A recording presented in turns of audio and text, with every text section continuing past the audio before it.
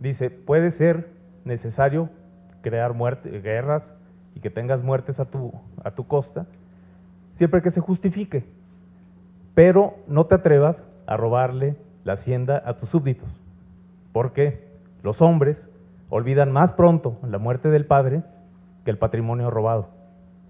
Entonces, si ustedes se fijan, el Estado mexicano, cualquier Estado que se precie de serlo, debe de fundar la certidumbre jurídica en la protección del patrimonio individual y familiar de cada uno de nosotros, de cada uno de sus gobernados. Por eso es tan complicado sacar lana del Afore, porque no cualquiera puede llegar a atribuirse un derecho, una hipótesis, una calidad familiar, lo que ustedes quieran, y sacar lana de ese fondo de ahorro que tiene un fin último y bien específico, como ya nos decían Mauricio y Vianney, que es el ahorro para el retiro, el ahorro para cuando carezcamos de un ingreso fijo. Adelante, por favor. Estos temas ya los expuso brillantemente Ray. Entonces yo quisiera saltar a la siguiente lámina. Ya conocimos cómo se conforman las distintas subcuentas de la Afore, cómo son financiadas y cuáles son incluso algunos aspectos fiscales para su conformación. Vamos a entrarle de lleno entonces al tema de los retiros. Hay tres clases de retiros fundamentalmente, para ponerlo muy sencillito. Uno, cuando te pensionas, te dan la lana que ahorraste transformada en una mensualidad, en una pensión. Llámale como quieras, renta vitalicia, retiro programado, como sea. Segunda hipótesis, si no te jubilaste, si no tienes el derecho a una pensión, te entregan toda la lana que ahorraste en tu vida laboral. Y la tercera, pues la más desafortunada para nosotros, o para el titular que fallece, ya no lo va a ver, pero sí lo va a ver su herencia. Sí lo van a ver las personas que la ley protege y a las cuales les concede ese derecho. Entonces son realmente las tres hipótesis generales para sacar lana en retiros totales. Ahorita vamos a ver las dos hipótesis muy concretas para hacer retiros parciales de la Afore. Entonces, lo que dice la ley es que se realizan los retiros totales cuando se dispone todos los recursos de una cuenta individual, si se cumplen 60 o 65 años, según el caso, y según el régimen para pensionarse, que ya sabemos que son dos, por lo menos en la ley del Seguro Social, ley de 1973 y la del 97. Siguiente, porfa. En el régimen IMSS 73, conocemos que con una resolución de pensión nos van a dar la pensión financiada por los recursos de cesantía y vejez y la cuota social. Transformada en pensión nos van a dar esa lana. Y nos van a dar en una sola exhibición, bueno, les van a dar, yo soy generación 97, yo no tengo ese beneficio. A los jubilados 73, además de su pensión, en una sola exhibición les dan Retiro 97, el SAR 92, Vivienda 97 y Vivienda 92, como ya lo llegó a exponer Raimundo. Aquí recordarán que ha habido distintas manifestaciones. No sé si alguien ha visto que hay jubilados del IMSS que están pidiendo constantemente que se les entreguen las pensiones o los recursos que ellos ahorraron en el transcurso de su vida y que nadie se los quiere dar. No sé si han visto por ahí manifestaciones. Son de algunas secciones muy en específico de ese sindicato de trabajadores del Seguro Social. A ellos ya les corresponde una pensión y por mandato de la ley, en la reforma de 1997, se dispuso que esos fondos, los fondos de cesantía y vejez, se van al gobierno federal para complementar la pensión. Y reforzando esa disposición legal, hay un criterio de jurisprudencia dictado por la Suprema Corte de Justicia de la Nación que valida esta decisión. ¿Por qué? Porque el Estado sí necesita cuidar esos recursos pues, para financiar las pensiones de los trabajadores, que en este caso son de aquel fondo solidario. Recordemos, ya se expuso esto. Las pensiones 1973 son un fondo. Todos metieron lana a un mismo vehículo y de ahí va saliendo el dinero para los jubilados que van ingresando a esta categoría. También en el régimen de 1973 se dispone de las 500 semanas famosas para acceder a una pensión, y si ustedes no llegan a este número de semanas de cotización, alrededor de 10 años de cotizar ante el IMSS, pero sí, régimen 73, se les entregan todas esas subcuentas que se ven en la pantalla. Retiro 97, SAR 92, cesantía y vejez, aquí sí se entrega porque no corresponde a una pensión. Aquí sí hay un fundamento jurídico y la salida de este patrimonio sí se justifica porque pues no hay una pensión, no se llegó a las condiciones legales que necesitaba reunir para ser beneficiario de la pensión. Entonces tu ahorro no se va al IMSS, no se va a ninguna otra entidad de gobierno, no se va a la Afore, no se va al banco, se va a la persona a través de un retiro de una sola exhibición. Y las demás subcuentas que para ahorrar tiempo, pues ustedes ya saben que son todas. Siguiente. En el régimen del 97, en el transitorio, y ahí Álvaro y yo compartimos la triste historia de haber sido inscritos al IMSS poquito después de que entró en vigor la ley. Entonces no tenemos los beneficios de la ley de 1973, somos puramente generación Afore. Nosotros tenemos que redoblar o triplicar o cuatruplicar esfuerzos para tener la pensión más o menos en el nivel que queremos, de la cual queremos obtener cuando seamos mayores de edad. Todavía somos muy jóvenes. Hay tres modalidades prácticamente de pensionarse conforme a la ley del 73, ya las platicó Raimundo: renta vitalicia, retiro programado y una pensión mínima garantizada, que andan en ¿qué? 3,200 pesos, 3,198, una cosa así. Que es, recordemos, cuando no llegamos a las 1,250 semanas de cotización. Por eso la importancia que nos comentaba Bernardo González de reducir considerablemente el número de semanas de cotización para esta franja de trabajadores, para los régimen 97. Con esta resolución de pensión, únicamente al 97 se entrega lo que hayas ahorrado en aportaciones voluntarias. Si no ahorraste nada en voluntarias, pues nada, porque todas las subcuentas van a estar encaminadas a financiar tu pensión. ¿Correcto? Hasta ahí vamos bien, ¿no? Bueno, nosotros no tan bien, pero así está la ley y hay que acatarla. Con la resolución de negativa de pensión, esto es, si no llegamos a las 1,250 semanas que nos pide la reforma de 1997, entonces sí, nos dan todas las subcuentas que están en nuestra cuenta individual. El siguiente, por favor. Este es un tema bien complicado, no lo abordo con mucha atención. En este momento lo vamos a ver en unos minutos cuando lleguemos al tema de los juicios laborales, que esa es otra instancia por la cual se ordena hacer una disposición, o más bien una transferencia de los recursos SAR.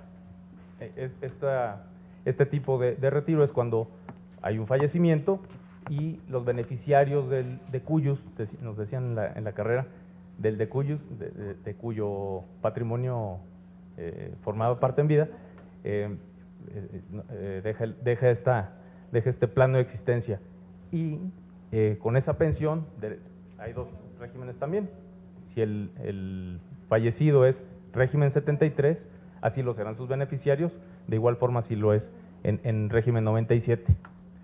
Si es régimen 73, pues ustedes lo ven, se les entrega retiro 97, vivienda 97, SAR y vivienda 92. Es igual que lo que accedería el titular de la cuenta, y lo mismo con el régimen 97. Aquí hay quizás una imprecisión, porque si es régimen 97, pues no pudo haber tenido el recurso SAR y vivienda. La verdad es que ahí se me fue un horror. En caso de no tener derecho a la pensión, se entregan la totalidad de los fondos. Omitamos eso táchenle por favor ahí a sus escritos, el SAR 92 y vivienda 92. Siguiente, por favor. Retiros totales SAR, yo creo que los omitimos, ya los platicó Raimundo. Fue el ahorro que se generó del 1 de mayo del 92 al 30 de junio de 1997 en depósitos bancarios abiertos a nombre del patrón, el patrón escogía una institución bancaria, ahí hacía el depósito de cuotas en favor de los trabajadores, y estas se llamaban ICEFAS, estos instrumentos en los cuales se administraba ese ahorro. Era el equivalente al 2% del salario del trabajador, y esto para su cuenta de retiro, y para su cuenta de vivienda el 5%, como actualmente se hace. Para obtener estos recursos únicamente se requiere la resolución de pensión o una negativa dictada por el IMSS. Siguiente, por favor. Retiros por desempleo. Estos ya son dos clases de retiros parciales, por desempleo y por matrimonio. El de desempleo, pues evidentemente es cuando la persona cae en esta característica, no tiene un empleo formalmente ante el IMSS, quizá tenía un empleo, renunció o lo corrieron, se fue a lo mejor a otro esquema de participación, a lo mejor por honorarios, tiene algún otro esquema de ingreso, a lo mejor maneja un Uber, pero no está inscrito ante el IMSS. Para el IMSS esto es suficiente para ponerlo en la franja de desempleo y cumpliéndolo con los requisitos que marca la ley, que los tienen ahí en sus documentos, es susceptible a recibir este apoyo. Hay dos modalidades, ustedes lo están viendo. Si el trabajador tiene que ver con la vigencia o la antigüedad que tenga en su cuenta individual. Si tiene al menos 3 años de haber abierto la cuenta y un mínimo de 2 años cotizando al IMSS, recibe 30 días de su último salario base de cotización con un límite de 10 veces las UMAS. Y la modalidad 2 es si el trabajador tiene 5 años o más de haber abierto la cuenta, recibe lo que resulte menor, la cantidad que resulte menor entre 90 días de salario base de cotización en las últimas 250 semanas, o bien el 11.5% de los recursos acumulados en su cuenta de cesantía en edad avanzada y vejez. Lo importante de esto es lo que viene al final. Si el trabajador realiza este tipo de retiros, por el monto equivalente a la lana que retiró, se le van a descontar semanas de cotización que va a necesitar eventualmente para tener un acceso a la pensión. No conviene, porque si la pensión al final es pequeña, yo hago un retiro por el nuevo matrimonio y se va a reducir. ¿Cuál es tu nombre? Ana Ramos. Ana, yo creo que tienes razón. Quizás una situación de esta magnitud te lleve a considerar, oye, pues yo necesito ingresos pronto, ¿no? Mientras me coloco, mientras suplo los ingresos que venía obteniendo, necesito ahorita cash, necesito liquidez, y optan por este tipo de soluciones, que quizás no es la mejor de las decisiones si tú estás viendo que todavía te va a quitar un buen tramo que ya escalaste y que tienes que llegar a las 1.250 semanas, alrededor de 24 años cotizando ininterrumpidamente. Sí es ¿cómo se llama? Un paso hacia atrás importante.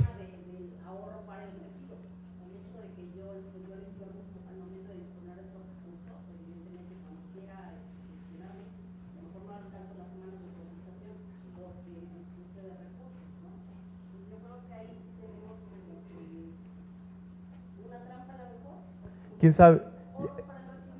Quizás si lo ves como una trampa, puede ser, pero puede ser que sí le ayude en ese momento y eventualmente cuando se empareje, cuando solucione la situación económica, puede reintegrar el dinero que haya retirado y puede restablecer las semanas de cotización que perdió. Eso es también importante tenerlo en cuenta. Entonces, sí es bueno el beneficio, valga la redundancia, pero teniendo en cuenta este menoscabo que haces de las semanas de cotización y que eventualmente lo tengas en mente para reincorporar, para reintegrarlas. Sí, es una buena. No, el de desempleo. Si quiere, adelante, por favor. El de matrimonio, bueno, pues el que se quiera casar,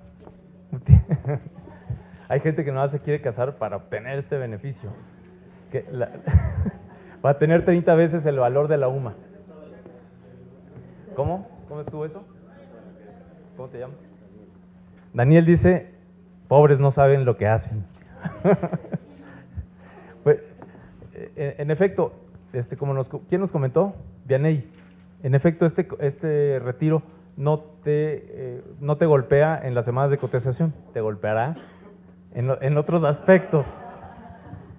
Yo estoy felizmente casado, así que la verdad es que mis opiniones son nada más las que he escuchado por ahí de mis amigos. ¿Quién dijo ajá?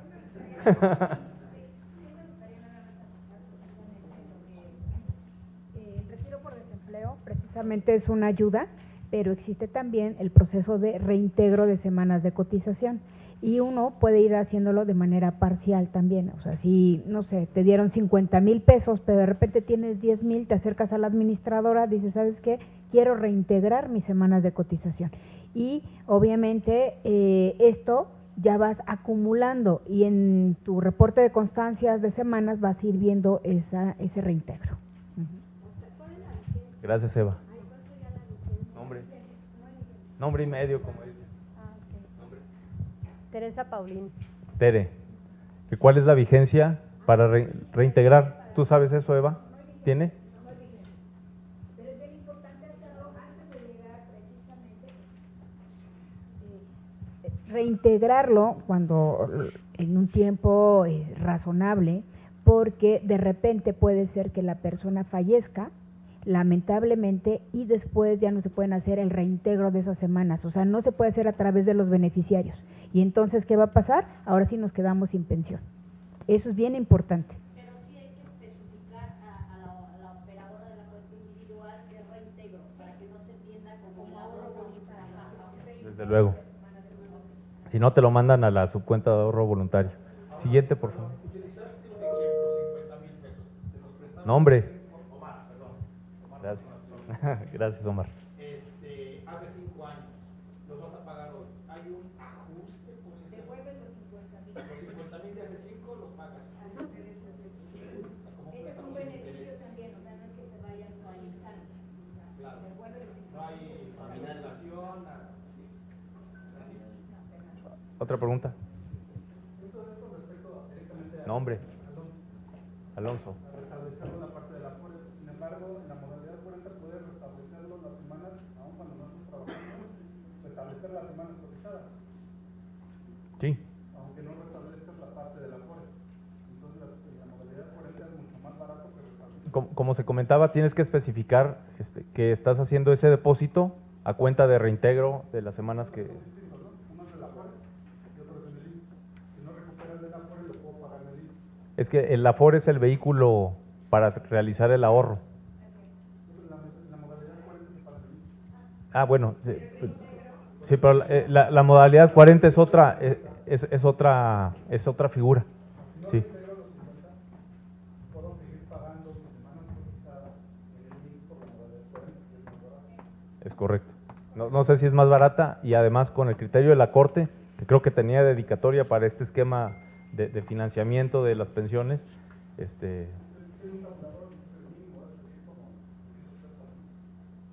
sí, y dependiendo, pero recordemos, hacemos un paréntesis si quieren muy breve, en la modalidad 40, muchos asesores financieros te la están vendiendo como pues es el gran esquema para que tengas una pensión topada de 25 salarios mínimos del IMSS. Sí y no, sí puedes hacer las aportaciones, pero recordemos que no necesariamente te van a llevar al tope de pensión del IMSS. Hay otros componentes, como las semanas de cotización, la tenencia, ¿cómo se llama? La característica que te da la pensión por cada hijo que tienes, si tienes padres, hay la asignación, gracias Raimundo, sí, siempre, por eso lo invitamos, porque siempre se saca de problemas. Gracias, Ray.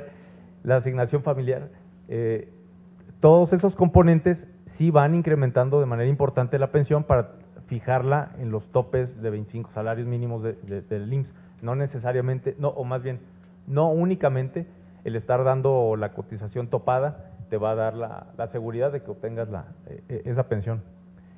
Los retiros de aportaciones voluntarias, pues esto es muy, digamos, muy sencillo, digamos. en el concepto, tienen cierta complejidad si le vamos agregando al ahorro voluntario las distintas características que debe de reunir en la inversión y en lo fiscal y en la estadía del ahorro para poderlo retirar. El de corto plazo, como se establece ahí, hay que esperar 2 meses nada más para retirarlo. Nada más que te va a cobrar la Afore, bueno, no te lo va a cobrar la Afore, te lo va a cobrar el SAT. La Afore, como un responsable solidario, como retenedor, te va a retener el 20% de ese ahorro que hiciste, que ahora lo vas a sacar y lo va a enterar al SAT. Y el 0.60% de los intereses obtenidos durante la administración. En las aportaciones de mediano plazo, estas aportaciones deben de permanecer por lo menos 5 años en la cuenta individual y también para que tengan el beneficio fiscal. Las aportaciones de largo plazo o complementarias son las que, estas sí no las puedes tocar hasta los 65 años, aunque hay 2 modalidades. Una, en el momento en que la ingresas, tú dices, esta es complementaria de retiro, la quiero hacer deducible y no la vuelves a ver hasta los 65 años, o quizás nunca, ¿verdad? Si no llegaste. Pero esa es la dedicatoria.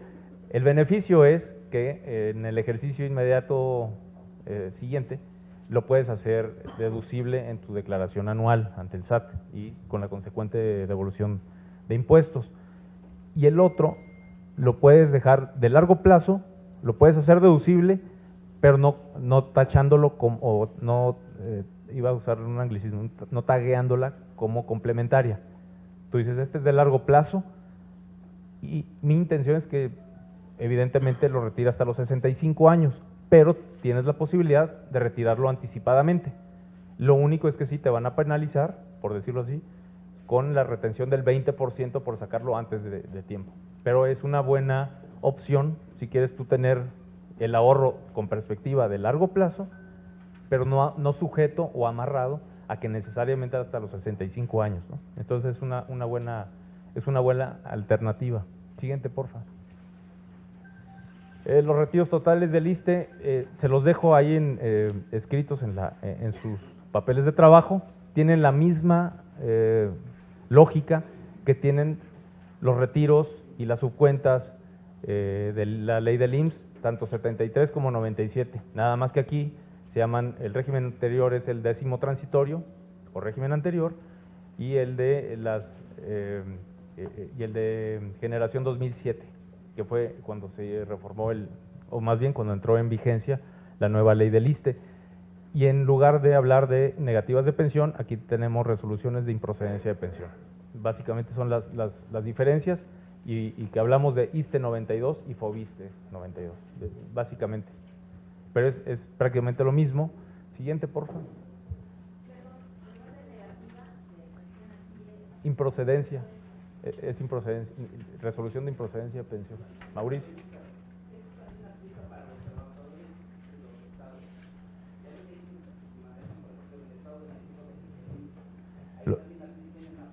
Pues ahí ya me pusiste más en problemas, porque hay alrededor de 1000 esquemas de pensión en México.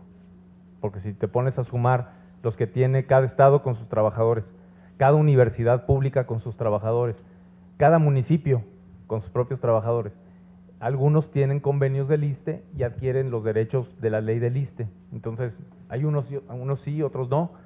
Algunos estados como Nuevo León, Aguascalientes, corrígeme Álvaro, sí tienen el esquema mixto entre las pensiones estatales y el sistema de cuenta individual, pero creo que estas son manejadas por los estados. Entonces, sí es un tema mucho más complejo, realmente es un esquema, o más bien un tema que manejan mejor los actuarios que se dedican a esto.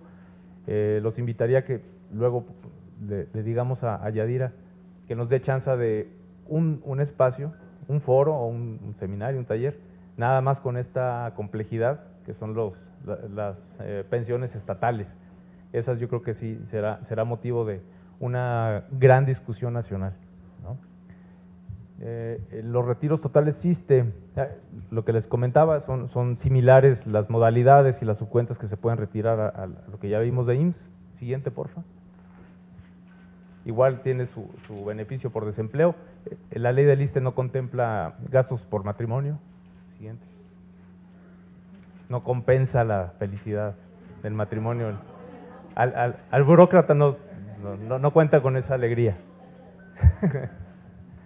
Los tipos de, ya, ahora sí entramos otro tema un poquito más denso, tratemos de hacerlo más, muy ágil, muy sencillo de entender, sobre todo porque no tenemos muchos abogados en la audiencia. Si de por sí los abogados no les gusta mucho este tema, pues me imagino que a los demás no, aunque es un tema al que a lo mejor todos vamos a tener que pasar en nuestra vida, ya sea que lleguemos como beneficiarios o que nuestros familiares tengan que acudir a la Junta para reclamar los recursos que en nuestra vida juntamos. Hay tres tipos principalmente de juicios de seguridad social. Y quiero hacer hincapié en esto porque luego se manejan notas de prensa y ustedes, sobre todo que asesoran a senadores de la República, lo deben de tener bien claro para centrar la discusión y eventualmente las soluciones en los casos en que sí se necesita reformas legales. El primero es la devolución, o mejor dicho, el reconocimiento de derechos y la devolución de recursos del SAR y de vivienda a trabajadores pensionados y o beneficiarios. Aquí hay que distinguir que también trabajadores titulares de su cuenta tienen que acudir a la Junta, ya sea porque no les dan la pensión o bien habiéndola obtenido tienen que ir porque por las características de su pensión o de su vida laboral tienen que acudir a la Junta de todas formas para que la autoridad los decrete. El tema de incapacidades permanentes, parciales o totales decretadas por el IMSS y pensiones otorgadas por el IMSS. Siguiente. En estos juicios se distinguen dos vertientes de acuerdo a la litis o al conflicto que existe entre las partes. Generalmente si vamos a un juicio, es uno contra otro, A contra B, son dos posiciones diferentes, dos maneras de ver un mismo problema desde distinta óptica, cada una alegando un derecho que se opone al del otro. En ese sentido está la primera característica, donde existe un conflicto individual entre el actor y el demandado. Generalmente es cuando el trabajador o sus beneficiarios demandan un acto del IMSS, donde el IMSS les dice, no, tu pensión es a 10, no a 25, ahí hay una pugna, ahí hay una litis, un punto contradictorio que un juez debe de resolver. Y en la segunda es cuando hay una controversia, pero no existe un conflicto individual entre el actor y el demandado. Típicamente el caso de devolución de recursos de vivienda o del SAR. Llegan a pedir, porque así lo marca la ley, a la Junta, oye, que me afore, me entregue los recursos de la cuenta individual, reclamo que sean 100,000 pesos. Llega la Afore al juicio y dice, en efecto, tiene 102,000 pesos en su cuenta individual. Incluso mejoran la cantidad porque generalmente el trabajador trae un estado de cuenta viejo. La Afore llega y, no, te preciso nada más, juez, que no eran 100, son 105. Y pues cuando tú me digas, se los entrego. No hay una litis, no hay un punto de controversia, no hay una negativa de la Afore a entregar los recursos. Simplemente que porque, ahorita lo vamos a ver, en distintos supuestos no encajan en los legales, en los supuestos legales que están establecidos para la entrega de recursos, pues la Afore dice, yo soy un ente privado, yo administro con responsabilidad fiduciaria tus recursos. Necesito o que la ley o que una autoridad competente me obligue a entregar los recursos a quien corresponde. Entonces, si la ley no nos dice a quién a entregarlos, que son los trámites, como vimos ahorita, de desempleo, de ayuda de matrimonio, que con constancias públicas puedes acreditar los supuestos legales, la Afore te los entrega, en este caso no. En este sí necesitas que haya una resolución judicial para que la Afore pueda actuar en consecuencia, dentro del marco jurídico vigente. Siguiente. Vamos a ver en qué supuestos. El primero, casos en que sí es necesario, hago el hincapié en sí, para ubicarlos, para ser repetitivo, en casos en que sí es necesario demandar los recursos SAR y vivienda a través de un juicio, pues cuando no se tiene la calidad de beneficiario legal o sustituto, o cuando se obtiene una pensión por plan privado de pensiones, es decir, por años de servicio y no se tiene la edad de retiro. Es típicamente son los casos de compañeros del sindicato de Telmex, de telefonistas, se retiran antes de cumplir la edad que la ley establece para entregar los recursos, antes de los 65 años, y aunque son jubilados y pensionados, pues tienen que ir a la Junta, porque la ley no dice, oye, entrégale a este pensionado sus recursos.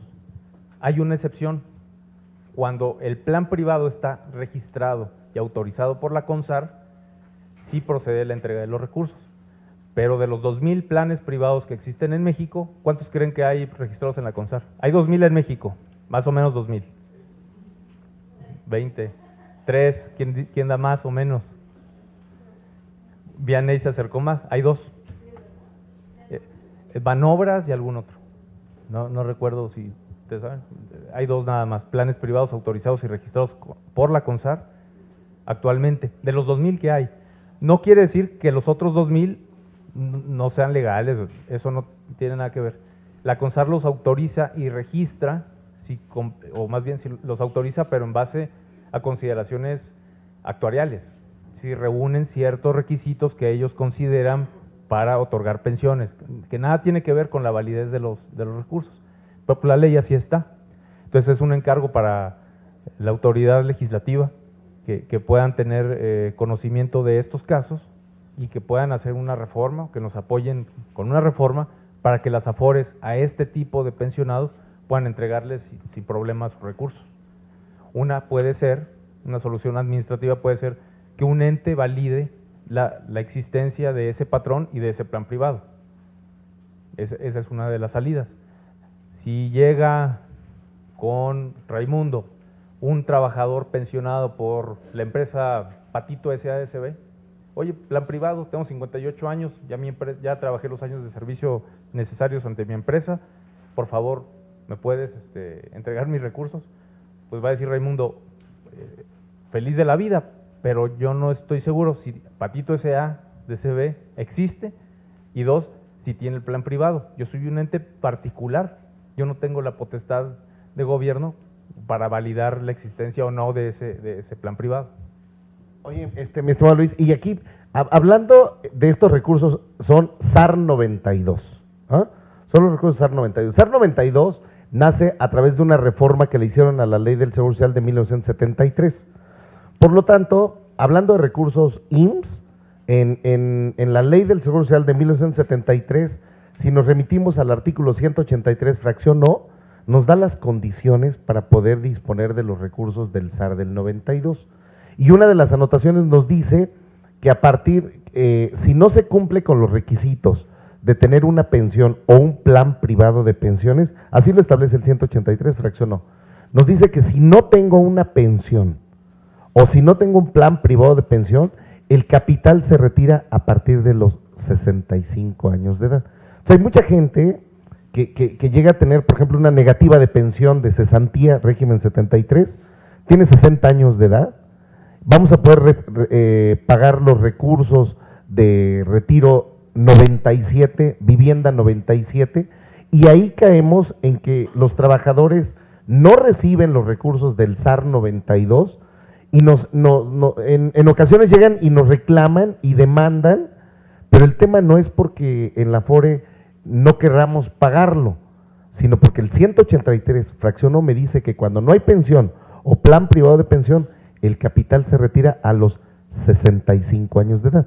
Ese tipo de retiro se conoce como retiro SAR por edad. Ese es un proceso que se maneja en las AFORES.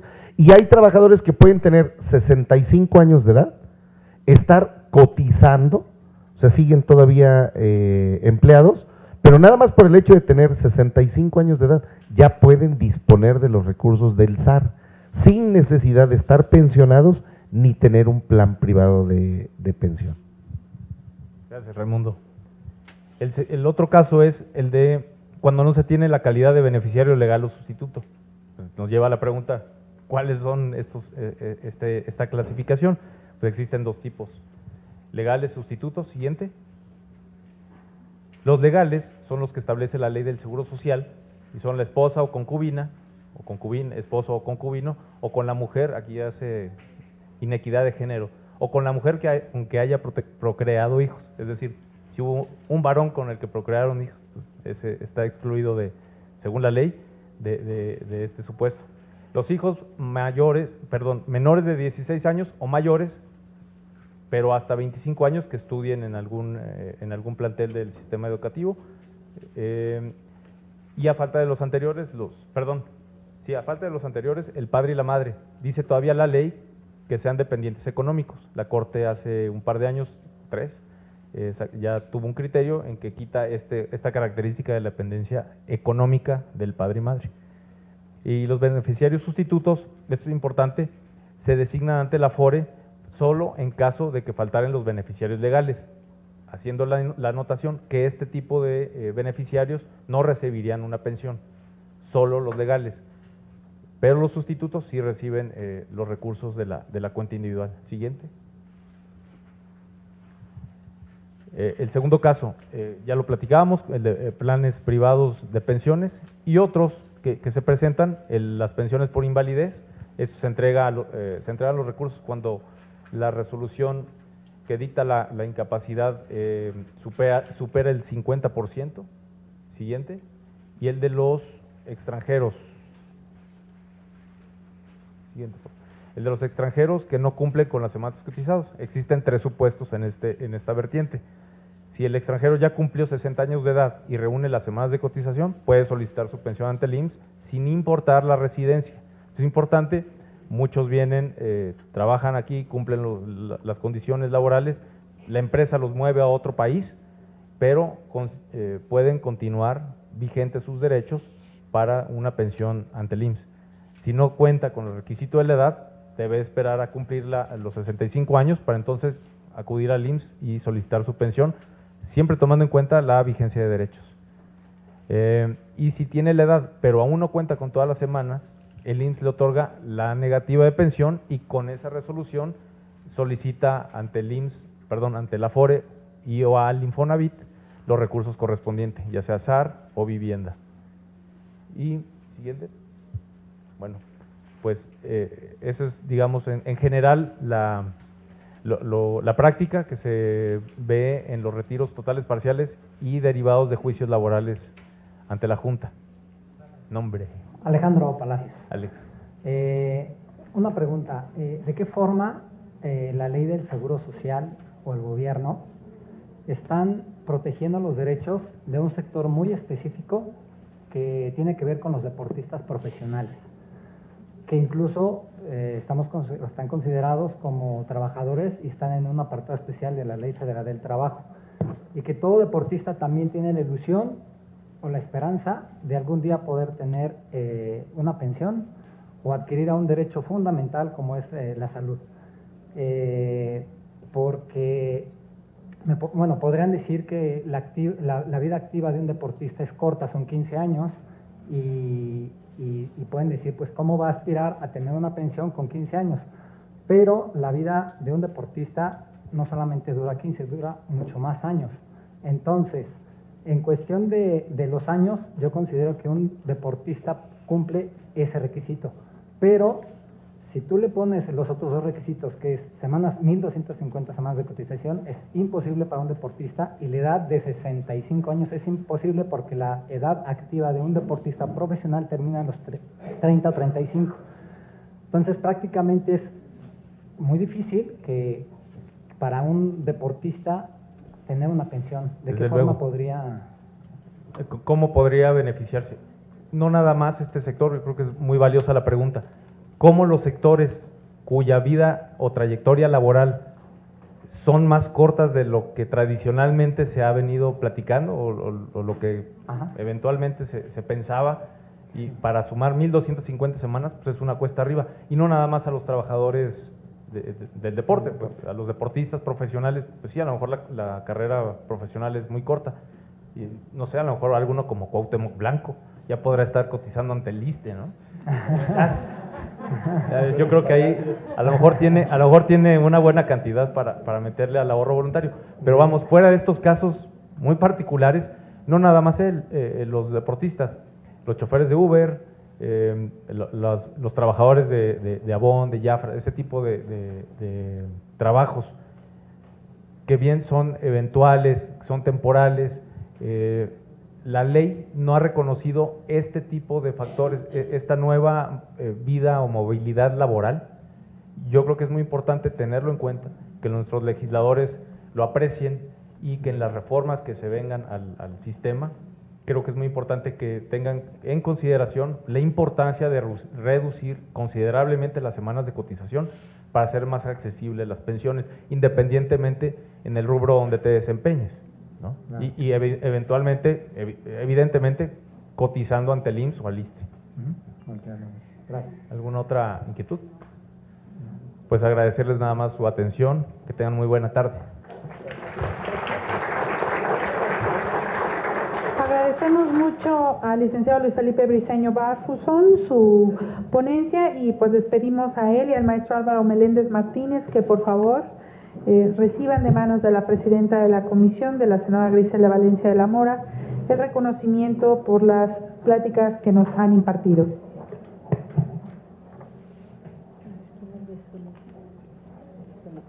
Bueno, le hacemos entrega de parte de la Comisión de Seguridad Social. Siguiente presente al director de Relaciones Institucionales de la AMAFORE, a Luis Felipe Briceño Barfuso, por su participación en el taller Capacitación en materia del SAR y AFORES con el tema Retiros de recursos, SAR y vivienda.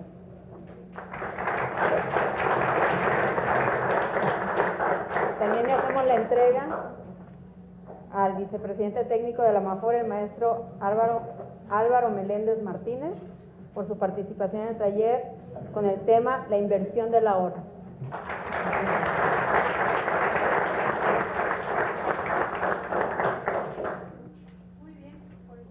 Muy bien, pues vamos a dar paso a nuestra última exposición del día de hoy.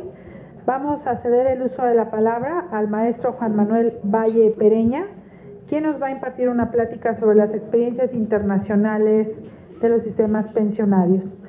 Del maestro Juan Manuel Valle Pereña, podemos decir que es economista por el ITAM y es maestro en políticas públicas enfocado en economía y políticas públicas en la Universidad de Princeton.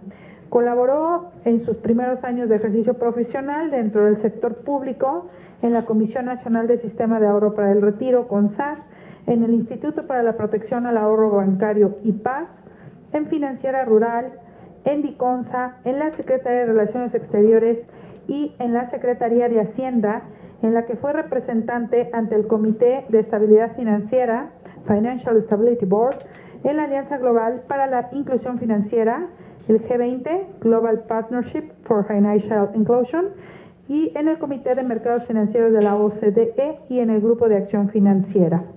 De igual forma, de febrero de 2017 a enero de 2019, fue director general de Afore 21 Banorte y actualmente combina actividades de consultoría como director y accionista en una startup enfocada a la transformación de datos estructurados.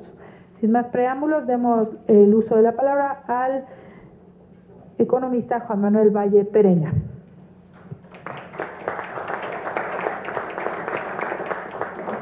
Muchas gracias y en particular a la senadora y a Amafore por la invitación. En lo que hago hoy ya no es tan común que me inviten a estos lugares. La parte de ciencia de datos es muy divertida, pero está aplicada de otra manera. Os agradezco la oportunidad de estar aquí.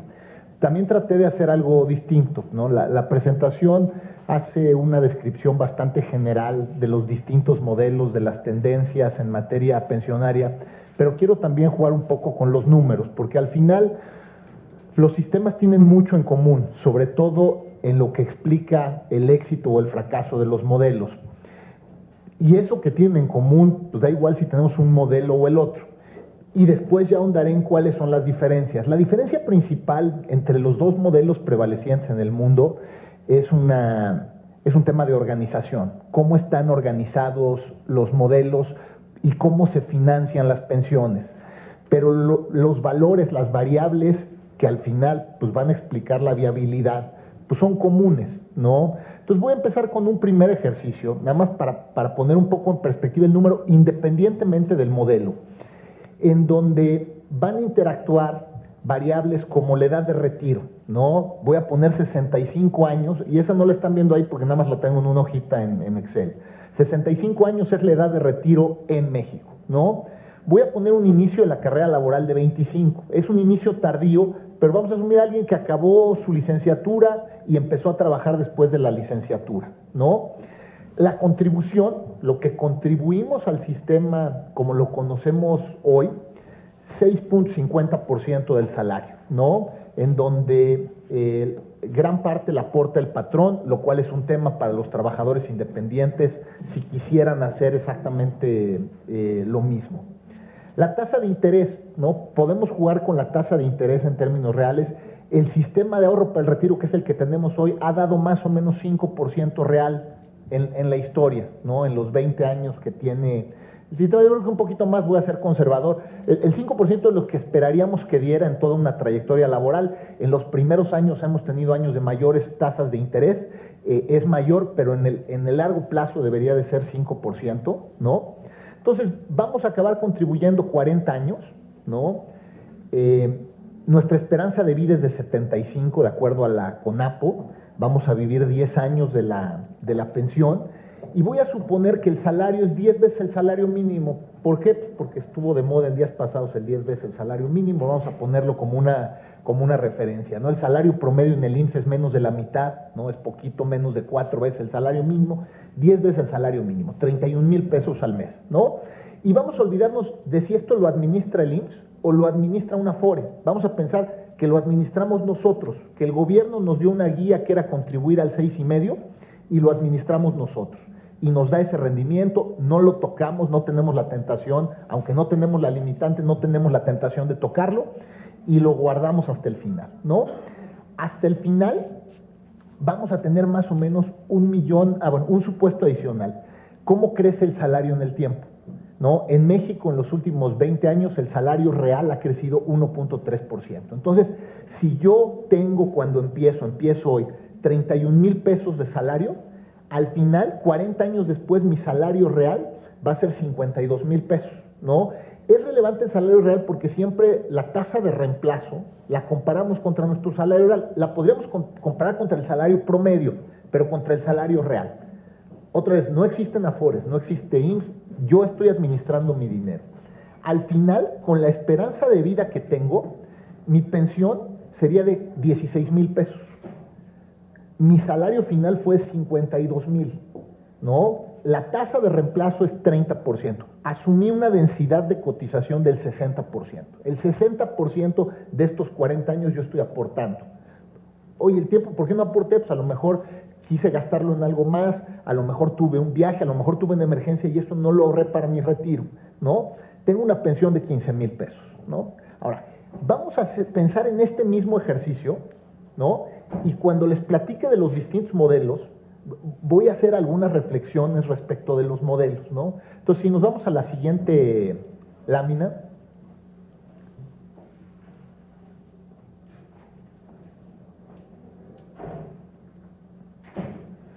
Ok, en la siguiente lámina hablo un poco de la historia de los sistemas de pensiones y de la seguridad social, ¿no? Los primeros sistemas de pensiones, ¿no? Datan del siglo XIX, 1860, 1870. Y desde ese momento hasta más o menos 1980, todos los sistemas de pensiones eran administrados por el gobierno y tenían contribuciones definidas de los trabajadores que financiaban una pensión definida para el retirado.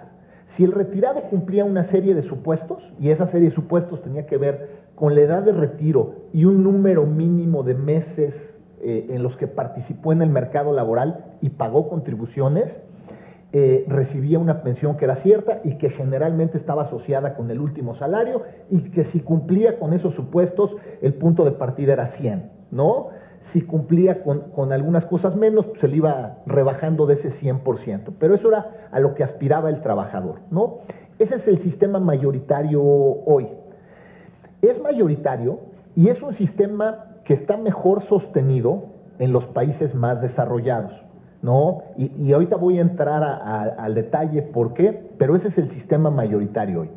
Entre 1980 y 2008 hay una serie de reformas en el mundo. Estas reformas se van más hacia las contribuciones definidas, en donde lo que yo contribuya, lo que yo acumule, es lo que me va a permitir retirarme, ¿no? Pierde ese componente de solidaridad, gana un componente de sustentabilidad, ¿no? La pirámide poblacional no da para que el otro modelo sea sostenible. Y muchas veces va combinado este sistema de contribuciones definidas con otro pilar que platicaremos un poco más adelante, ¿no? Ese otro pilar es un pilar no contributivo, no está asociado con la trayectoria laboral, no está asociado con el salario, ¿no? Está financiado generalmente por impuestos generales, ¿no? Impuestos al consumo, impuestos a la renta, ¿no? Depende el país. ¿Qué vemos en el mundo? Vemos que coexisten los esquemas. Hay países en donde tenemos beneficios definidos con no contributivos, hay países donde tenemos contribuciones definidas con no contributivos, hay países donde tenemos los tres, ¿no? Depende el país. ¿Hacia dónde se ve la tendencia? Se va hacia una combinación, a una combinación de 2 o de 3, ¿no? Los esquemas coexisten, no hay un modelo este es el modelo que va a prevalecer, ¿no? Y esta coexistencia se explica pues, por muy distintas características en los países, en sus poblaciones, en las finanzas públicas. Los retos que tienen los sistemas de pensiones y que son comunes a todos, ¿no? Es la esperanza de vida, la edad de jubilación asociada con la esperanza de vida, las menores tasas de interés que afectan la inversión, sea como sea que se invierta, cómo atender a la gente que no tiene acceso a la seguridad social, ¿no? Son la mayoría de los retos que observamos casi en todos los países. Como referencias, como fuentes para análisis, para trabajo en materia de pensiones, la OCDE, el Banco Mundial, el Banco Interamericano de Desarrollo, tienen a mucha gente dedicada a estos temas, pues porque son temas recurrentes entre los países que forman parte de su membresía. La que sigue, ¿no? Entonces ya mencioné que en los sistemas de beneficios definidos el trabajador tiene claridad de lo que va a recibir y los que están contribuyendo hoy o los que ya contribuyeron, lo que ya contribuyeron en el pasado, más lo que están contribuyendo hoy, pues es lo que permite pagar estas pensiones, ¿no? En estos sistemas, el mantener el balance actuarial es clave, porque si no se mantiene el balance actuarial, se vuelve un problema de finanzas públicas, directito, ¿no? ¿Qué implica mantener el balance actuarial? Las contribuciones y los rendimientos que generan los trabajadores en activo y lo acumulado tiene que ser suficiente en cualquier momento de tiempo para pagar los beneficios de quienes ya están retirados y quienes se van a ir retirando en el tiempo. ¿Qué afecta este equilibrio actuarial? Lo afecta la esperanza de vida, ¿no? La tasa de fertilidad. Estas dos combinadas te dan la proporción entre pensionados y población de trabajadores. ¿Qué vemos en el mundo? En Inglaterra más o menos se va a tardar, porque todavía no llegan, 70 años de que la relación entre trabajadores pensionados o mayor de 65 años a de 15 a 64 años pase del 10% al 20%, ¿no? 70 años, o sea, tardó 70 años el envejecimiento de la población en duplicar. ¿Esto qué implica? Que lo que sea que fuera la tasa de contribución 70 años antes, para que el sistema se mantuviera en equilibrio, dado todo lo demás, tuvo que duplicarse, ¿no? Entonces, si hace 70 años contribuían al 10, todo lo demás constante, para que hoy sea sostenible deberían de contribuir al 20, ¿no? Entonces, ese es un reto muy importante que tienen los sistemas de beneficios definidos. ¿Qué pasa si no se ajusta. Y me estoy yendo al más obvio, al más sencillo, no me estoy metiendo ni con bajarle las pensiones, ni con subir, ni con bajarle las pensiones, no, estoy hablando de las contribuciones, ni con bajar las pensiones ni al grupo actual ni a los grupos futuros, ¿no? Es un reto brutal, y es un reto brutal ya en temas políticos, y es un tema que obviamente al que menos afecta es al pensionado, pues el pensionado ya está pensionado, y al que más afecta es al que apenas va a empezar a trabajar, porque toda su vida le va a tocar esa carga, ¿no? Un reto adicional para los sistemas de beneficios definidos es la tecnología, el mundo laboral actual. En el mundo laboral actual cada vez más gente es un trabajador independiente, cada vez más vemos empresas chicas o medianas de gente que está cambiando de trabajo continuamente. La manera en que se financian estos sistemas pues, cada vez es más compleja, cada vez hay que convencer a la gente de que nada más lo haga en lo individual, porque difícilmente va a poder acceder a los beneficios en este modelo pensionario. Tiene un segundo problema en países en desarrollo. Al estar vinculado el beneficio a un periodo mínimo de cotización, es mucho más fácil que un mercado laboral informal o con alta informalidad, mucha gente no cumpla con eso. ¿Qué implica eso? Que lo que aportaron no reciben absolutamente nada, ¿no? Lo que aportaron se va a la bolsa general y permite pagar las pensiones de los que sí cumplieron, con un sesgo hacia los trabajadores más educados, que trabajan en empresas más grandes, que tienen salarios más altos, que generalmente cumplen con todos los supuestos. Entonces, un esquema de este tipo solito tiende a ser más regresivo. ¿Qué pasa en los países desarrollados? En los países desarrollados la informalidad es baja, la gente cotiza mucho tiempo, etcétera, etcétera. Entonces, no tienes ese problema, no están dejando de percibir los de menores ingresos a costa de los menores. ¿Por qué? Porque todos tienden a cumplir con esos periodos mínimos de cotización. Ahora, ¿qué pasa con estos modelos cuando se pierde el equilibrio, el balance actuarial? Se tienen que hacer cambios, donde o se ajustan los beneficios, ¿no? Para todos, o se aumenta la edad de retiro, afecta más pues, a los que vienen, o se ajustan las aportaciones, afecta totalmente a los que vienen. Y la disyuntiva está entre un grupo que generalmente está organizado, los pensionados o los más próximos a pensionarse, de un grupo disperso, que es el que está trabajando y que no tiene las mismas razones para pelear, como dijo Luis Felipe hace rato, pues sí es mucho más fácil que peleemos por lo que nos quitan. Entonces, pues al que le están quitando algo tangible como una pensión, pues lo va a pelear y se va a organizar y va a hacer mucho ruido, ¿no? Entonces es un reto institucional para los gobiernos el hacer frente a esto y poder ahí sobrevivir a las presiones de los pensionarios, ¿no? De los pensionados. La que sigue, el siguiente modelo, el que entró hacia 1980, el primer país que reformó fue Chile, y es un sistema que lo vemos como sistema único de manera más común en América Latina, como sistema complementario, lo vemos en muchos de los países desarrollados. Los regímenes privados tienden a ser regímenes de contribuciones definidas, ¿no? Aquí en el sistema de contribuciones definidas, cada trabajador es responsable de su retiro. Cuánto aporte por cuánto tiempo va a explicar la pensión que recibe. Hay coincidencias en los retos, la esperanza de vida o las tasas de interés pues, afectan igual. La diferencia fundamental es en quién recae, ¿no? un problema en estas variables, o sea, quién es el que tiene que pagar por una mayor esperanza de vida o por menores rendimientos. Y aquí el que lo tiene que pagar, el que absorbe, es el trabajador, ¿no?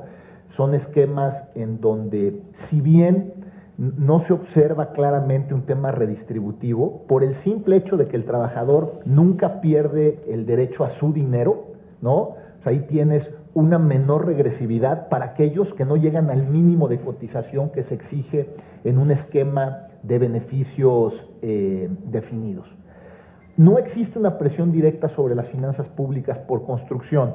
Puede existir si tienes un componente de pensión mínima como lo tenemos en México, o si llegada la edad de retiro, dado que por la razón que sea no se llegó la mayoría de la gente a una cierta pensión, el gobierno tiene que hacer frente a esto con un tipo de aportación, ¿no? Ese es el riesgo real. En este sistema, para corregir pues, algunos de los problemas que tienes, ¿no? Aquí puedes ajustar la edad de retiro o ajustar las aportaciones, ¿no? Es un poco las salidas, ¿no? Para un sistema así, cuando no tienes un equilibrio entre lo que se está aportando y lo que vas a recibir cuando te retires, ¿no? El que sigue son los no contributivos, ¿no? Son esquemas complementarios cuya creación es más reciente, son esquemas más orientados a grupos vulnerables. Normalmente los grupos vulnerables, la gente que vive en pobreza, la gente que tiene acceso a empleos en peores condiciones, no van a cumplir nunca con los supuestos en los otros dos sistemas, no van a acumular muy poco en un esquema de contribuciones definidas y de plano no van a tener derecho a nada en un esquema de beneficios definidos. Entonces, estos sistemas normalmente, o estos modelos, la pensión que se recibe es mucho más baja, normalmente se busca cubrir la línea de pobreza, como sea que esté definido en cualquier país, y están fondeados de contribuciones generales, de impuestos, ¿no? Son esquemas que vemos más en las reformas que se están dando a los modelos de contribuciones definidas, y son esquemas que vemos mucho más en América Latina. No los vemos solos, los vemos como complemento a contribuciones definidas o a beneficios definidos. Compiten claramente en recursos con los modelos de beneficios definidos, ¿no? Y una discusión como la que se tuvo en los últimos días de si la pensión máxima debería ser 25, debería ser 10, pues al final los recursos que se destinan a 25 son recursos que están compitiendo con lo que se destina a la pensión universal, ¿no? Al final tienen que salir de algún lado y la presión está sobre las finanzas públicas, y si pagamos salarios, pagamos pensiones, pagamos salud, lo que nos va a pasar es que dejamos de pagar todo lo demás. Y otra vez, ¿qué es más importante o menos? Pues lo que nos acaba pasando siempre en estas discusiones es que lo urgente que es esto le quita el lugar a lo importante, que es cómo garantizamos en el largo plazo que invirtiendo en esta y en esta cosa pues vayamos a estar mejor, ¿no? La que sigue, ¿qué es lo que estamos viendo? Ya lo platiqué, estamos viendo esquemas mixtos. Gran parte de las reformas que se están dando en el mundo tienen un componente en donde ya combinan modelos. Desde la reforma en el Reino Unido, en donde una de las cosas que se incorporó como complemento fue un esquema de contribuciones definidas, hasta las reformas que vemos en países como Chile, en donde pues, claramente se mete el componente de solidaridad vía una pensión no contributiva, y se aumenta la tasa de contribución en la parte contributiva. ¿Qué buscan los gobiernos al final con un sistema pensionario, sea único o sea una combinación? Tienen una triple tensión entre la sostenibilidad del sistema para las finanzas públicas, la suficiencia de las pensiones para los trabajadores y la cobertura para esos sectores vulnerables, ¿no? Y pues donde le jalemos tantito a alguna, pues descobijamos la otra. No se puede hacer todo a la vez, y no se puede hacer todo para los sistemas pensionarios. Todos los sistemas tienen retos. Hay algunos que son muy particulares de los sistemas de beneficio definido y otro de los sistemas de contribuciones definidas, y algunos en común. Ya lo mencioné, la esperanza de vida y las tasas de interés afectan a los dos, ¿no? Sin ninguna duda. En los de beneficios definidos, las presiones sobre las finanzas públicas, lo que ya los trabajadores tienen derecho a, los que ya se jubilaron porque están jubilados, los que están próximos a jubilarse porque esperan jubilarse con las mismas condiciones, generan una presión brutal en materia política, y el impacto recae sobre las nuevas generaciones. O sea, si no se cambia lo sustantivo, que sería, oye, pues si el equilibrio lo vamos a lograr con menos pensiones hoy y menos pensiones mañana, que es bien difícil, sobre todo por el menos pensiones hoy, todo recae sobre las generaciones futuras. En el de contribuciones definidas, ¿no? El tema más relevante, y a lo mejor no lo puse por error en la lámina, ¿no? Es que no alcanza. O sea, la pensión que recibe el trabajador es insuficiente dada su expectativa, ¿no? La explicación pueden ser varias, ¿no? Puede ser que él solo está aportando lo que es obligatorio y lo que es obligatorio es insuficiente, ¿no? Pero tiene la posibilidad de ahorrar y podría ahorrar más. Se puso el ejemplo, ¿no? Pues aquí la conclusión es no me va a alcanzar y voy a ahorrar más, ¿no? Tenemos un problema de cultura financiera y lo tenemos en México y lo tenemos en el continente y lo tenemos en el mundo. Tenemos muchos sesgos que nos hacen voltear al presente y olvidarnos un poco del futuro. Entonces, el tema de las pensiones insuficientes claramente es un problema. La expectativa era que con un sistema en donde uno era responsable de su propia pensión, iba a tomar decisiones por cuenta propia, incluida la gente que está en el mercado informal, que iba a haber una mayor participación de gente en el mercado informal, no nada más los que estamos en el mercado formal, que concluimos que va a ser insuficiente. Tampoco ha sucedido eso. Entonces, pues, eso va a ser un reto, es un reto para el gobierno y va a ser un reto conforme se vaya retirando la gente. Mencioné hace rato el ejemplo del Reino Unido, que tardó 70 años en pasar de 10% de la población dependiente, viejos respecto a trabajadores, a 20%. Bueno, ese fenómeno en América Latina va a tomar aproximadamente 23 años, ¿no? Entonces, en México, lo que a Reino Unido le tomó 70, en México nos va a tomar 22, ¿no? Entonces, cualquier modelo que escojamos, ¿no? La presión que tenemos simplemente por el envejecimiento poblacional es brutal, mucho más en los sistemas de beneficios definidos en el continente, ¿no? En América Latina, los países que tienen beneficios definidos sí están enfrentando serios retos porque están viendo venir en muy pocos años un problema muy grave de finanzas públicas, ¿no? No tienen los recursos para hacerle frente, el equilibrio actuarial no está ahí, ¿no? Y ahora voy a hacer un último ejercicio simplemente como reflexión, ¿no? Hablé del tema de 10 veces el salario mínimo, puse el ejemplo con números reales de cuánto recibiríamos, 15,000 pesos de pensión contra un último salario de 52,000 pesos, ¿no? 30% de tasa de reemplazo y la pregunta obligada, ¿nos va a alcanzar o no? Bueno, vámonos al modelo de la ley 73. El modelo de la ley 73 tiene exactamente estos supuestos. El único punto es que la diferencia entre los 15 y los 52 lo paga el gobierno, ¿no? O sea, aquí, aun cuando ya no tengamos ese modelo para la mayoría de los trabajadores, seguimos teniendo la presión en las finanzas públicas de ese modelo que se ve reflejado en un ejercicio tan sencillo como este, ¿no? Ahora, haciendo el mismo ejercicio, ¿no? Y ya con algunos supuestos adicionales, ¿no? Mantengo la tasa de interés al 50%, la densidad de cotización al 60%, la esperanza de vida al 75%, el mismo salario, y solo le muevo a la tasa de contribuciones y la pongo en 15%, y la pensión es 70%, ¿no? Entonces, da igual al final el modelo, los dos modelos tienen un chorro de retos, ¿no?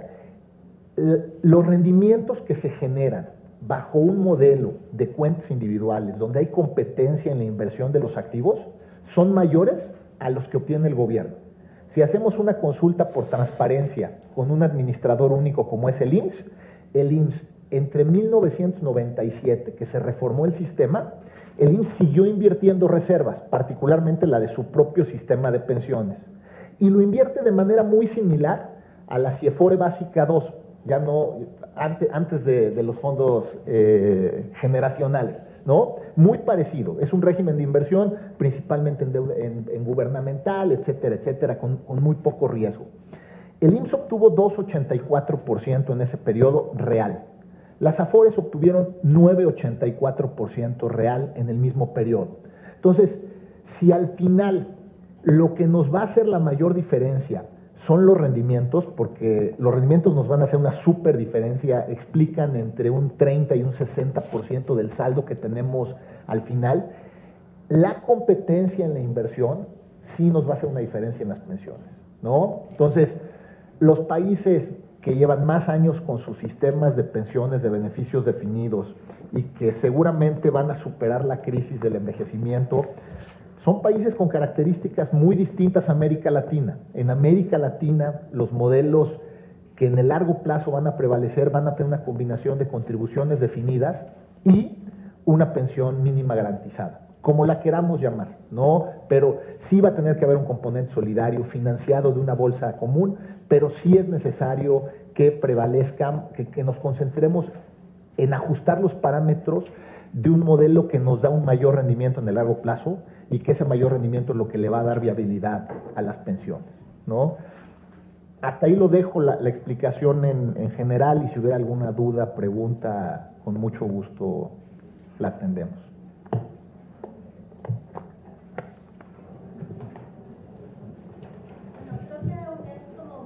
Pronto saber cómo se van a medir ahora los rendimientos justo con la parte de CIFORES generacionales, ¿no? Que aún no está definido cómo se va a ver en el estado de cuenta, cómo voy a saber que realmente estoy ganando más en la FORE donde estoy, o como decía, ¿no? Si me quiero mover a otra, ¿contra qué lo comparo? Ahí, como cuánto tiempo se necesita de madurez en este nuevo esquema para que se puedan ver los rendimientos y realmente pueda haber una comparación bajo el nuevo esquema de inversiones. Eso es, creo que ahorita lo más complicado en este cambio, no sé cómo. En un tema como las pensiones, pues al final todo es largo plazo, por eso las decisiones las dejamos para después, ya cuando las tomamos ya no nos dio tiempo.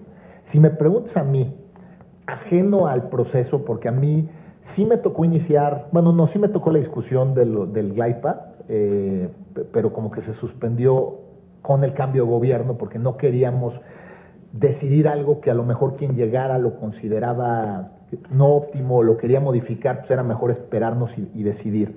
Si me preguntas a mí, yo creo que el momento correcto para empezar a hacer comparaciones y tomar decisiones es los mismos periodos que considera el GLIPA, ¿no? O sea, a mí me gustaría comparar cosas una vez que transcurra, son 5 años, si no me equivoco, en promedio. Para la gradualidad son 3. Ok. De las inversiones. Ok. O sea, a mí sí me gustaría entre 3 y 5 años para empezar a comparar, porque si empezamos a comparar con meses o con un año, los números no son reales. O sea, al final la volatilidad en los mercados no te ayuda a hacer comparaciones objetivas de una inversión de largo plazo en periodos cortos de tiempo, ¿no? Perdón, aquí nada más me gustaría complementar un poco, coincidiendo con lo que acaba de comentar Juan Manuel. También, digamos, si bien hay que darle espacio, tiempo para poder que la implementación de los GLIPAs y de la nueva estrategia esté al 100%, también es complicado porque nunca tienes un contrafactual real, y explico a qué me refiero.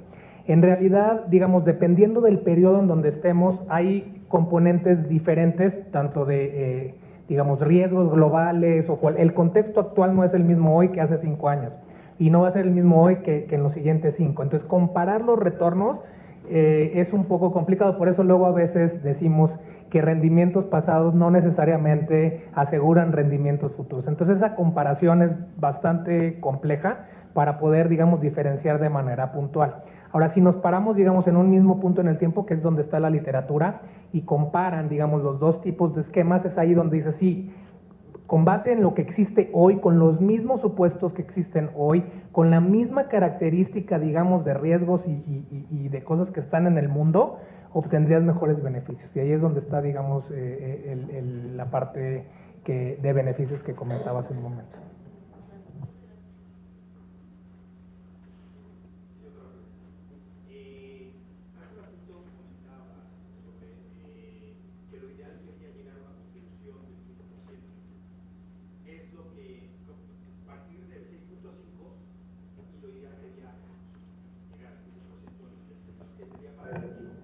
Yo puse 15 simplemente para llegar a 70% de tasa de reemplazo, que es lo deseable de acuerdo a distintas instancias. Cuando te retiras, tener un 70% de tu último ingreso es lo deseable.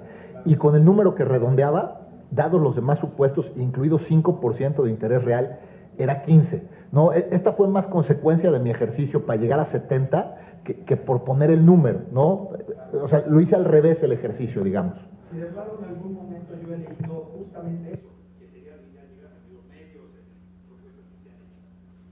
Finalmente, si se distribuyera ese 15%, como hoy día se tiene, un 5% del patrón, un 1, 2, 25, etcétera, etcétera, pues finalmente le va a pegar más al patrón.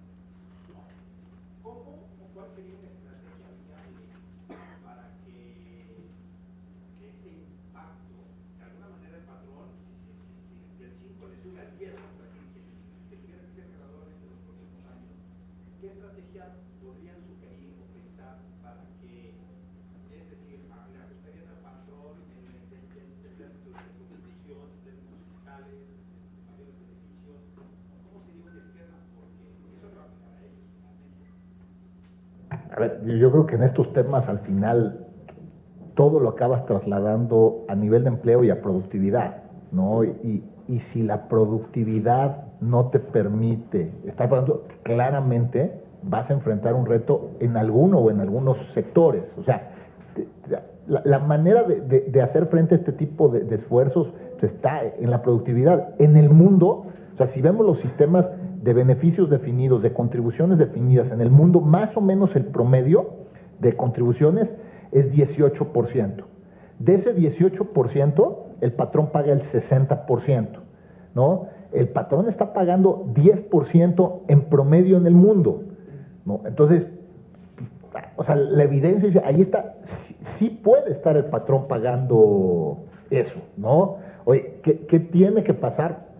Va a ser una discusión interesante, pero lo que no puede pasar es que no hagamos nada. O sea, claramente se tiene que hacer algo. Estar sentados viendo cómo se nos va a venir encima esto, no está bien. Y lo dice alguien que en 1997, cuando arrancó el sistema de pensiones, cuando tuvimos las discusiones, la conclusión es, tenemos que cambiar el modelo y después discutimos ya los parámetros. En ese momento no se tocó ningún parámetro, ¿no?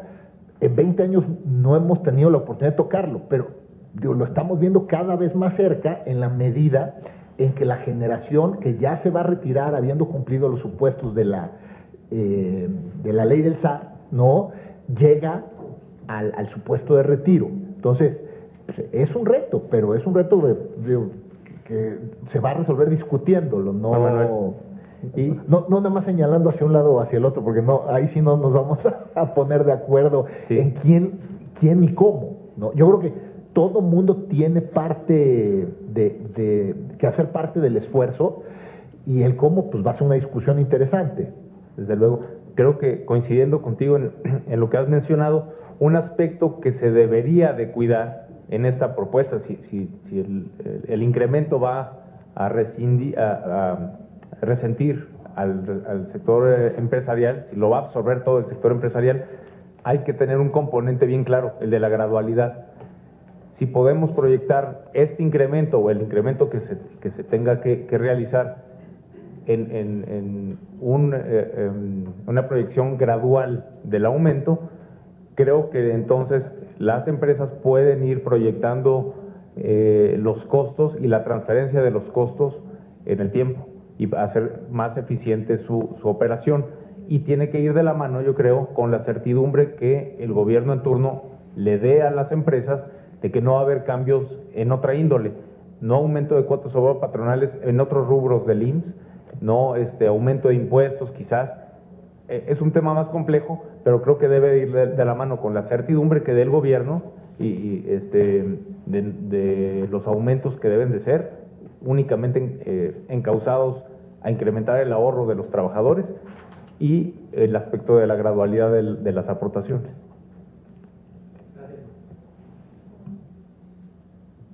Si no hubiera nada más, les agradezco nuevamente y cualquier cosa estoy a su orden.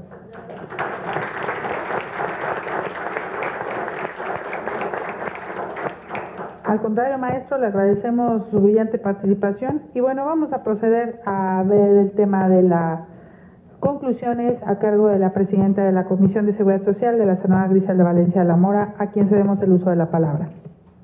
Muchas gracias, le agradezco y le entrego el reconocimiento también a usted, maestro Juan Manuel Valle Pereña, por esta participación. Gracias.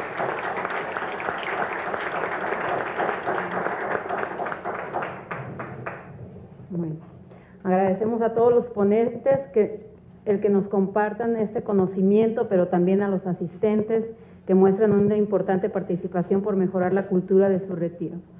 Creemos que después de este grato ejercicio de análisis podríamos concluir en 4 grandes conclusiones.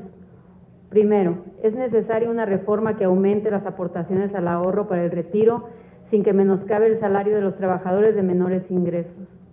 Segundo, es importante consultar el estado de cuenta del Afore para conocer el estatus que cada uno tiene respecto a su ahorro y a la prospectiva de la pensión.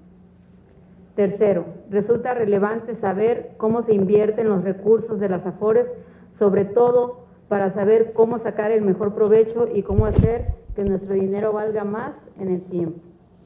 Y por último, tener acceso a los sistemas pensionarios de otros países nos ayudan a comparar casos de éxito versus casos complicados y buscar la solución más viable para México.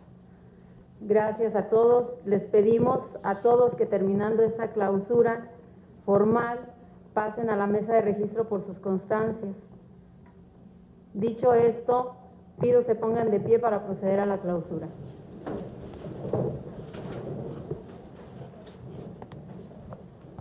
Siendo las 14:29 horas del día 12 de febrero del 2020, damos por concluidos los trabajos del taller de capacitación en materia del SAR y Afores convocado por la Comisión de Seguridad Social del Senado de la República en conjunto con la Asociación Mexicana Administradora de Fondos para el Retiro, AMAFORE, y el Centro de Capacitación y Formación Permanente.